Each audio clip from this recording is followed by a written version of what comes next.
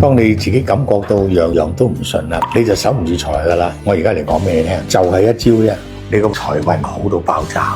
香港好多富豪都會按照呢個方法，能夠運用得好嘅時間咧，你個財源咧就非常之好噶啦。所以想你財氣滿滿，我建議你試下戴喺呢條手鏈。大家跟我一齊了解下，黃晶咧其實係代表咗財富嘅，唔止財富，仲係兼好運添。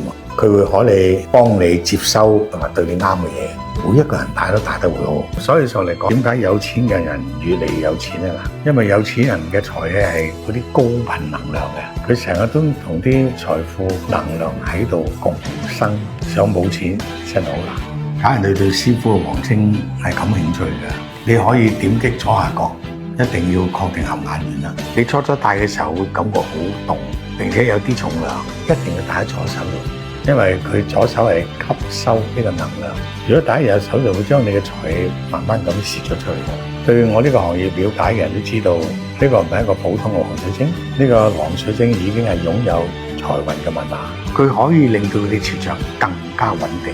嗱，佢每一粒好似金庫咁樣俾你戴喺手裏面，你諗下金庫戴喺你嘅手裏面，你點解財唔會嚟啊？嗱，你千祈唔好諗住賺幾多錢嚟去攞住呢粒珠，人一定要想象，當你擁有咁多財富，你應該係點樣嘅人？用呢個思路去轉佢，一定要將自己帶入咗呢個狀態裏頭，從最細嘅角度裏頭去諗，每一次都係，每一個細節都係，包括到你自己到時候要住乜嘢嘅屋，買嘢嗰時候乜嘢狀態，呢啲都係可以去諗。呢個方法我唔係對一般人講。